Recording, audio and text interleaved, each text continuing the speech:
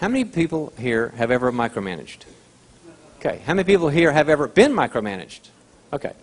You know what I mean? Like overdoing it and doing too much. And I was working with a leader in business who kind of couldn't be hands-off, couldn't delegate, and was micromanaging and was falling apart. He had to, through some coaching, he had to let go. And what happened is he had 3 responses from his people. When he finally said, I can't do it all, I need to let go and stop controlling everything, because it was basically a control issue. The 3 responses from 3 different types of people that were working for him were as follows. One group said, thank you, now we can operate. I got a full court game, I can be free and autonomous, and you trust me enough, I'm going to produce. And it was a wonderful response. There was a second group that was like, I'm kind of out of my comfort zone. I don't like you nagging, but I also don't like, having my own structure. And they kind of showed up. It helped them. It stretched them out of their comfort zone. It made them produce more because they weren't used to making own decisions. They were fine. And there was a third group that said, whoopee, mom's gone, we can have a party.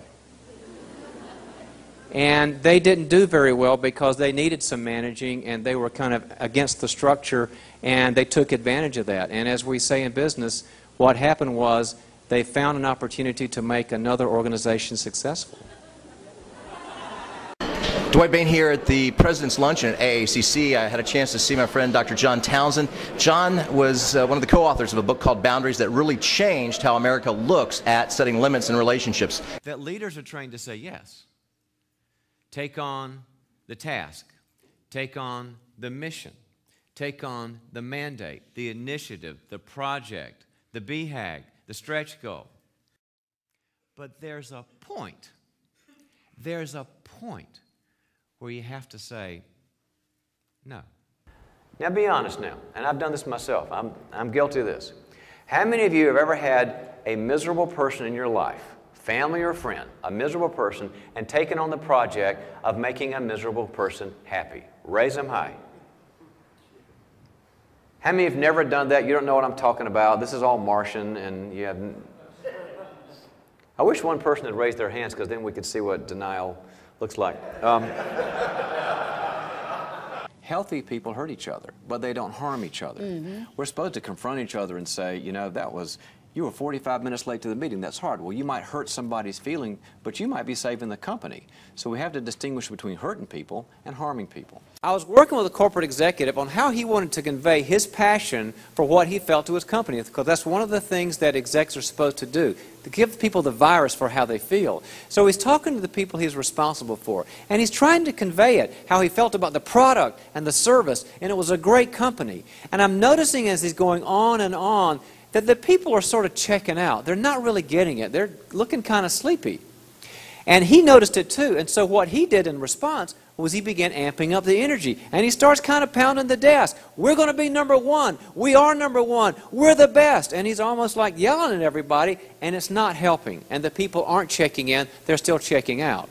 Well, as a consultant, I pulled him over to a sidebar, and I said, I think you need to land the plane here. And he said, what do you mean, land the plane? I said, well, the people aren't hearing you because you are not listening to what they need to hear, to say. He said, what do you mean? I said, well, passion is one thing, but people need to be drawn out as to how they feel and their context and what their struggles are and what they want and what they desire. They can't really hear your passion until they know that you have heard them. Leaders are the most isolated people in the world.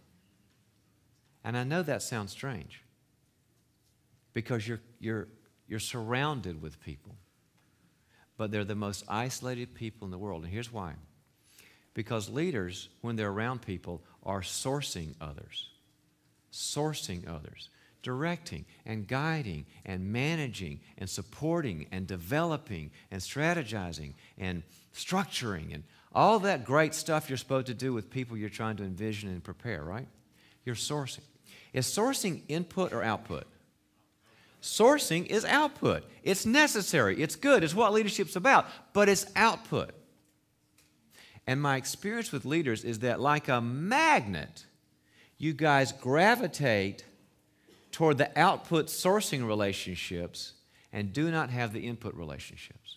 Okay. Well, give us an example of what that might look like and what do we do? You're at work and you're supposed to be at a meeting where you've got to have a report in at 3 o'clock and they need to have their report in, and you say, gosh, it's 3:45 and your report's not in yet, and they say, well, obviously it's because you're giving me too many things to do. And they throw it back on you, or they say, well, I'm the hardest working person here, don't you give me a break. And all of a sudden you start realizing they're not going to take a lot of ownership over the problem. That's manipulation when they don't take ownership.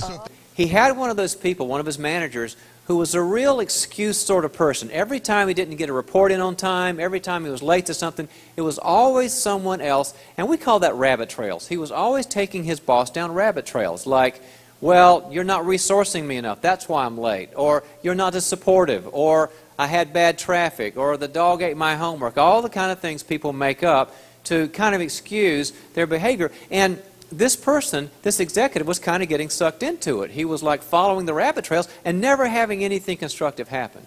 So what I told him was, I'm going to give you 6 magic words. I need to get back to. I need to get back to.